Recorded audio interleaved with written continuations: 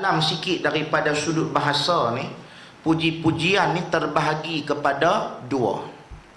Yang pertama disebut sebagai puji hakiki. Yang kedua disebut sebagai majazi. Majaz ni benda yang sampai kepada kita, tapi hakikat bukan pada kita. Orang puji kata Pak Mat, kaya sungguh Pak Mat ni. Kaya kita banyak mana? Kaya kita kekal kah? Kaya teraduk hidup, mati tu harta tu semua tukar dah. Kereta kita tukar nama, rumah kita tukar nama, harta jadi faraid habis dah sebab dengan mati tu.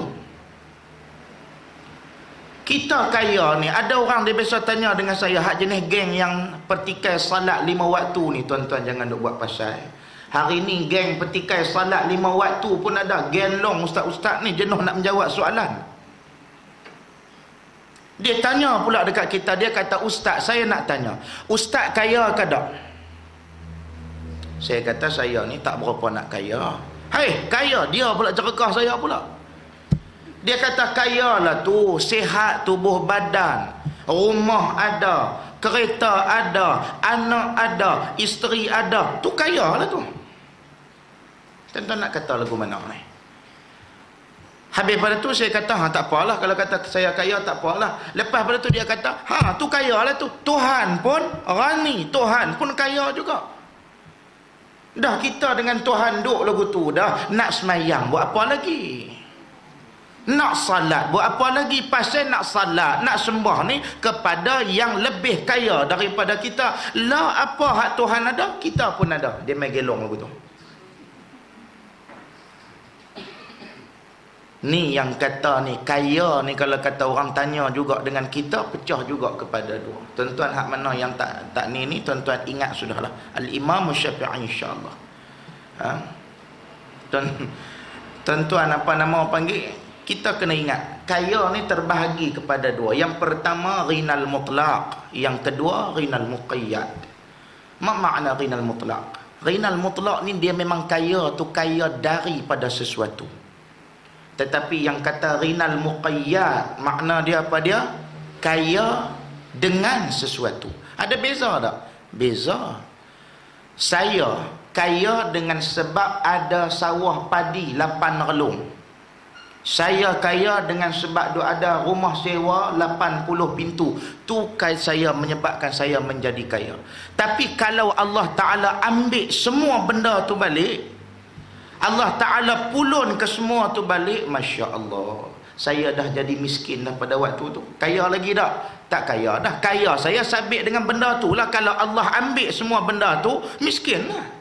Tu kaya kita kekal ke tak? Tak kekal. Nama dia kaya kita, nama dia kaya muqayyad. Kaya kita dengan sesuatu. Ada juga yang disebutkan sebagai kaya mutlak, yakni Allah Ta'ala. Kaya daripada sesuatu. Pokok sawit mai daripada siapa? Allah. Getah mai daripada siapa? Allah. Mah mai daripada siapa? Allah. Lombong bijih mai daripada siapa? Allah. Semua tu kekayaan datang daripada Allah. Sebab tu dia tak berhajat kepada sesuatu. Masa program Perkampungan Sunnah baru ni pun saya dah terang dah, yang kata bagaimana konsep ketuhanan itu, Allah tidak berhajat kepada mana-mana makhluk dia. Kalau satu dunia ni boikot, tak mau sembahyang pun, tak mau salat pun, Allah tetap Tuhan. Itulah jalan yang dibawa daripada Nabi Muhammad sallallahu alaihi wasallam.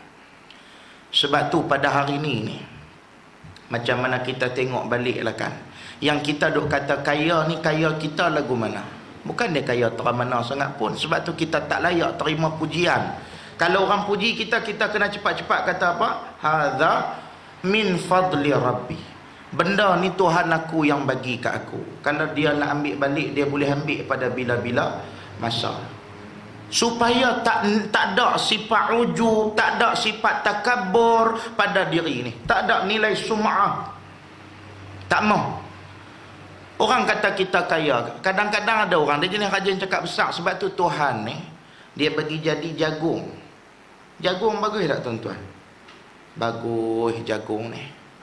Jagung ni kata dia berlambak, yang kata jagung ni daripada ujung sampai ke ujung tu setongkoi jagung tu isi dia mah kuning belaka isi dia tu. Tapi apa yang dia buat dengan kertas mah dia tu? Dia katup elok-elok, dia tak tunjuk kat orang. Dia katup dengan bulu-bulu dia tu. Terus nak boleh makan jagung ni berjam juga, nak kena kupas bulu dia, nak kena buang kelopak dia. Kaya tapi tak gaduh tunjuk kat orang. Mau kalau kata buah jangguih ni cukup tak guna. Tahu buah jangguih? Hak muda-muda ni mungkin tak tahu, balik hampa search dalam Google. Buah jangguih ni buah dia sebiji ya. Tapi hak sebiji tu duk telanjang tunjuk kat orang tu. Betul tak? Kita ni biar jadi jagung tak apa, jangan duk jadi jangguih. Tak sungguh, kadang-kadang dia jumpa kita di market Kangak tu. Dia jumpa kita, dia kata, tak tahulah mat, oh aku ni tidur 3 minggu dah tak apa nak lena. Kita kata awak yang tidur sampai 3 minggu tak berapa nak lena ni. Dia kata anak aku hak duduk di Kuala Lumpur tu, dulu ni mengaji di Poland, balik-balik ni kira tak pernah balik main langsung, kerja di Hospital Putrajaya tu, jadi doktor pakar. Duduk 8 tahun di luar negara, 4 tahun main duduk di Malaysia ni, tak pernah balik main ke kampung. Ni lah esok lusa ni cuti sekolah ni lah dia habaq kata dia nak balik main ke kampung kita di Bohok-Bohok ni. Aku ni duk risau ni pasal dia nak balik. Kita pula kata kat dia, dak anak hang nak balik, yang hang tidur sampai tak lena 3 minggu ni pasal apa? Ikut hang kena rasa seronok anak nak balik. Yang tidur tak lena pasal apa? Dak lah mat, oi aku ni bukan apa, pasal dia habaq dekat aku. Kata dia ni baru beli Porsche tu. Dia baru beli kereta ni, kereta Porsche hak kain hak besar tu. Aku duk risau ada kan nak boleh masuk jalan kampung kita dengan kereta besar lagu tu. Tuan-tuan, dia nak cerita apa ni? Dia nak cerita anak hak tak balik 8 tahun kan nak cerita kereta besar? Nak cerita anak dia balik kereta besar, bukan tak balik 8 tahun tu. Kita jumpa dengan orang lagu ni, jangan duk buat tawaduk sangat. Kita pula duk pergi pukul tawaduk depan dia, cerita pakai kena jadi lauk ke dia dah. Tuan-tuan kena potong pun cakap orang lagu ni. Mau jumpa dengan dia, mau duk kata, Din oi, dah hang pun cerita dekat aku pun nak abang kat hang lah. Hang kira 3 minggu tak lena, aku duk ada 3 bulan dah tak lena. Dia pula nanti terkejut tergapa-gapa, pasal apa pula dia ni lebih pada aku pula ni. Anak hang tu kira dia nak buat balik, apa nama ni, kira cerita dia, kereta tu elok lah. Anak aku dia nak buat balik kapal terbang. Aku pun tak tahu di Perlis ni lapangan terbang pun tak ada. Dia nak landing tu aku pun tak tahu. Dia ingat nak pergi minta dekat lapangan terbang kepala batas tu nak buat turun saat kapal terbang dia di situ. Payah anak-anak kita ni dok kira nak buat balik besar-besar ya. Lain kali dia jumpa dengan kita, dia pergi buang kot lain dah. Dia tahu dah dia ni pun 40 kali pemohong pada aku ni. Sebab tu jangan duk cakap besar lah. Kata kita ni bukan dia kekal dengan kita, mati-mati tukar nama dah. Kuatlah kata sayang dekat suami ni, nak buat loan nama dia, walaupun dia dah mati boleh guna nama dia. Pi di apa nama public bank. Pegawai tu tanya, ni nak buat nama siapa ni? Nak buat nama arwah suami boleh? Nak buat loan. Pakai dia halau kita lagu tu, hak duk hidup pun tak tahu nak lepas ke tak lagi, tambah pergi nama mayat. Sebab tu pada hari ni kita kena faham yang kata puji-pujian ini diajak kepada kita supaya apa dia? Layak kita memuji Allah Subhanahu wa taala. Alhamdulillahi rabbil alamin. Segala alam yang Allah taala cipta, yang tahu dan kita tak tahu, itu adalah kepunyaan Allah Subhanahu wa taala. Segala puji-pujian itu bagi Allah. Kerana apa? Kerana dia adalah lillah. Bagi Allah itu yakni Tuhan. Tuhan tu apa dia? Orang tanya dengan kita, apa makna Tuhan ni? Tuhan ni makna dia adalah matlamat ataupun tumpuan. Tuan-tuan jangan duk pergi jawab pula Tuhan tu Allah pula. Allah tu nama dia. Maka Tuhan adalah matlamat dan tumpuan. Kalau kita duk baca dalam doa iftitah tu, siapa yang baca, bacalah. Dia kata apa? Inna salati wa nusuki wa mahyaya wa mamati lillahi rabbil alamin. Kita diajak supaya apa dia? Inna salati, sesungguhnya salat aku, ibadah aku, hidup aku, mati aku, lillahi rabbil alamin, semua kerana Allah Subhanahu wa taala. Ni kita main mengaji ni kerana Allah Subhanahu wa taala. Kita hantar cucu pergi sekolah kerana Allah Subhanahu wa taala. Kita keluar daripada pukul 8 sampai ke pukul 5 pergi kerja kerana Allah Subhanahu wa taala. Lillahi rabbil alamin. Bukan suruh buat pasal manusia. Hari ni ada orang buat kerana manusia? Ada. Sembahyang. Bolehkah kita jamin orang yang sembahyang itu beriman? Belum tentu. Kerana ada ayat dalam Quran Allah Ta'ala bagi tahu innal munafiqina yukhadi'una Allah wa huwa khadi'uhum wa idza qamu ila shalah qamu kusala yura'una an-nas wa la yadhkuruna Allah illa qalila. Allah Ta'ala kata innal munafiqina yukhadi'una Allah wa huwa khadi'uhum. Yang kata orang munafik ni dia bukan dia tak semayang. Allah Ta'ala cerita dalam Quran mereka ni buat ibadat lagi rajin pada kita lagi hak puak-puak munafik ni. Abdullah bin Ubay bin Salul semayang belakang siapa? Bukan belakang tu Imam Binjai, semayang belakang Nabi SAW. Tapi apa jadi kepada dia? Dia jadi kepala munafik.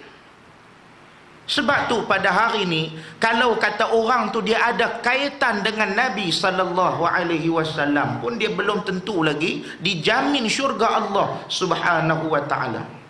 Dia hidup sezaman dengan Nabi pun kalau dia tak ikut syariat Nabi, lingkup agama dia.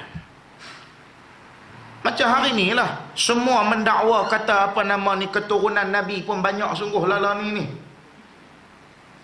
Dulu tak banyak sangat, lah ni banyak sungguh. Saya duduk seorang-seorang kadang-kadang duduk fikir juga main mana lah ramai-ramai sangat. Tak tahu, tapi bukan saya marah dak. Kalau betul alhamdulillah. Mafi muskilah. Cumanya kita kena ingat Abu Lahab tu hak turun ayat tabbat yada abi lahabin wa tab. Baca ayat tu betul-betul. Tu nama dia qalqalah kubra, qalqalah akbar ataupun asyaddu kubra. Ada setengah tu imam duk baca tabbat yada abi lahabin wa tab. Salah.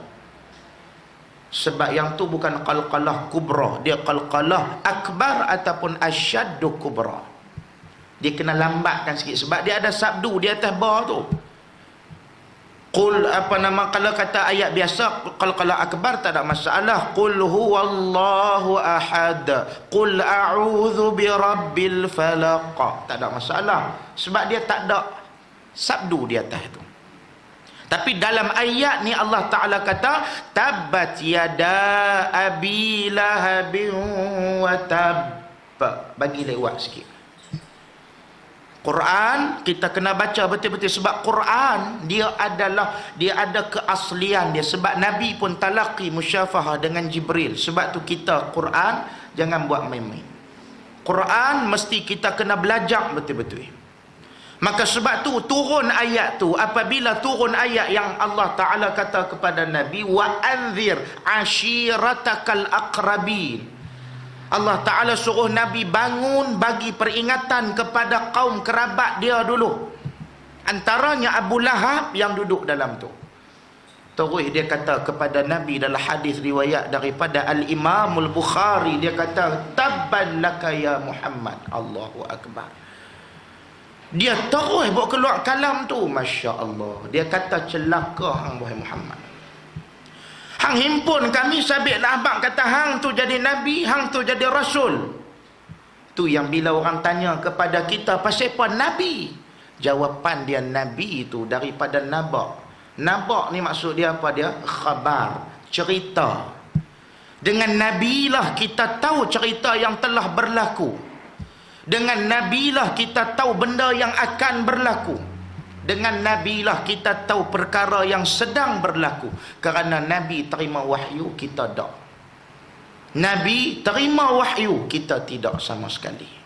Muslimin dan muslimat yang dirahmati Allah. Sebab tu apabila kita tengok dalam Islam yang dikatakan kita pada hari ini, dalam konteks kita hidup pada hari ini, Allah Ta'ala memberikan kepada kita seorang Rasul bagi menunjuk kepada kita jalan.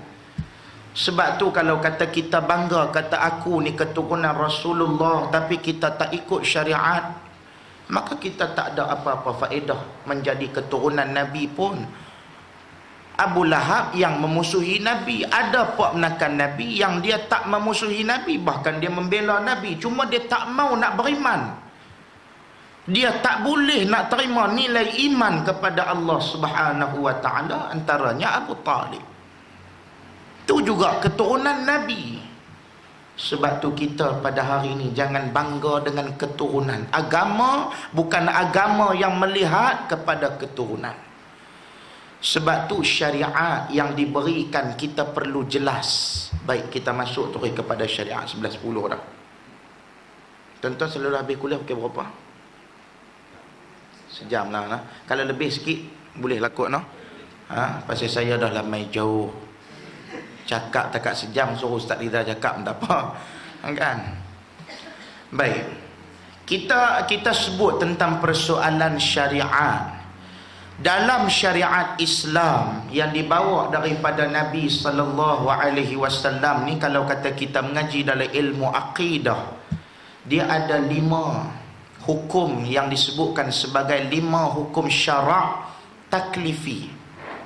5 hukum syarak taklifi ni. Yang pertama wajib, yang kedua sunat, yang ketiga harus, yang keempat makruh, yang kelima haram. Baik, untuk nak duduk dalam kategori orang yang ditaklifkan, kita mesti kena ada 2 syarat mukallaf. Orang sini tahu tak 2 syarat mukallaf apa dia? Duk mengaji dah kan? Tuan-tuan maka ubat gegat kan sebelum main kuliah tadi ni. Duk lali lagu tu, sarapan pagi maka apa? Ubat gegat? Tak nah.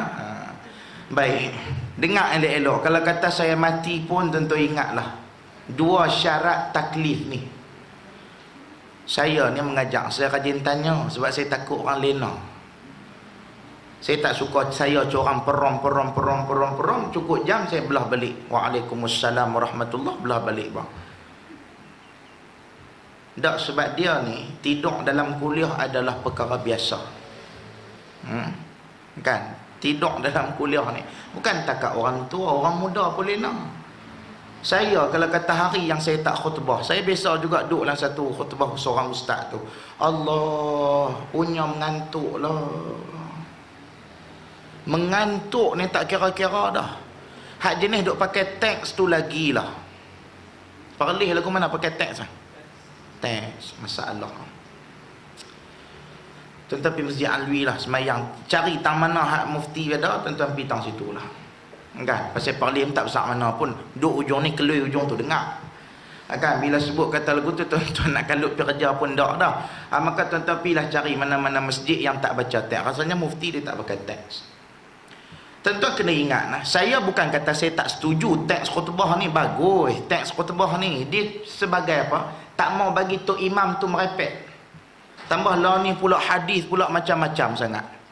Main sebut hadis Nabi sallallahu alaihi wasallam bersabda bla bla bla bla. Nabi tak kata apa, dia pibuh kata kepala Nabi. Banyak ada benda lagu tu. Banyak. Tu hadis pasal Al-Qamah. Tuan-tuan biasa dengar. Hadis pasal Al-Qamah ni saya ingat-ingat daripada zaman saya sekolah. Al-Qamah yang kata dia nak mati tu, Nabi nak bakar mayat dia tu. Pasal mak dia tak mau ampunkan dosa dia. Sebab tu dalam ilmu hadis dia kena tanya dulu sanad hadis tu. Daripada siapa kepada siapa, terus sampai kepada Nabi sallallahu alaihi wasallam. Dalam hadis apa nama ni? Alqamah tu dia ada seorang yang bernama Fa'i' bin Abdul Rahman Al-Attar. Siapa dia ni? Disebutkan kata huwa Fa'i' hadza matrukul hadis. Dia ni rawi yang matruk. Dia tak layak meriwayatkan hadis Nabi sallallahu alaihi wasallam. Dia tak layak meriwayatkan hadis Nabi sallallahu alaihi wasallam sebab dia rawi matruk. Start daripada situlah para ulama hadis buat kesimpulan hadhil qissah lam tathbut. Kisah ini tidak sabit daripada mana-mana riwayat. Wala yujadu laha isnadun sahih, dan tidak terdapat padanya dengan sanad yang sahih. Fala tahillu riwayatuha, dan tidak halal ke atas sesiapa yang meriwayatkan hadis tersebut. Wal a'yadzu billah. Orang hak dok pergi menyampai pula cerita tu. Cerita tu bukan kata sikit-sikit punya kitab. Semua kitab ada, boleh kata banyak. Al-Mawdu'at ada sebut. Dalam At-Targhib wa Tarhib ada sebut. Disebutkan juga dalam Musnad Imam Ahmad. Dalam Al-Kabair banyak kitab yang menyebutkan tentang kisah Alqamah. Masyarakat kita kalau yang nak sebut tu pula ustaz, bubuh pula jubah dengan serban, bubuh pula biji tasbih pula lagi, dia terima bulat-bulat. Takkan ustaz nak pemohong. Tuan-tuan kena ingat nah. Takkan tu dia kena ingat Piramli dah buat dah gambar satu gambar, nama dia Nasib Do Re Mi. Nasib Do Re Mi, depa 3 orang lari daripada Rentua Tazan hak suruh depa menyanyi Suwa Suwe Ke Morning. Dia suruh menyanyi lagu tu. Depa belah lari curi pi beca hamba Allah mana tak tahu. Last kali lari pi ke satu kampung, depa nak makan tak ada duit. Apa depa buat? Tompel kata, tu ada seekor lembu yang kita nak khair. Ada tok lebay hak cakap pelat, nak kata perak tak perak tu lah. Tuan-tuan ingat tak? Dia tanya, ni kira saya bagi kat tuan-tuan dia dengan sanad yang mutawatir. Kan? Maksudnya bukanlah kata hadis dah. Cumanya kalau kata tuan-tuan pergi tanya dekat siapa apa, semua orang akan cerita benda yang sama lah. Sebab dia lebih pada rawi 10 orang.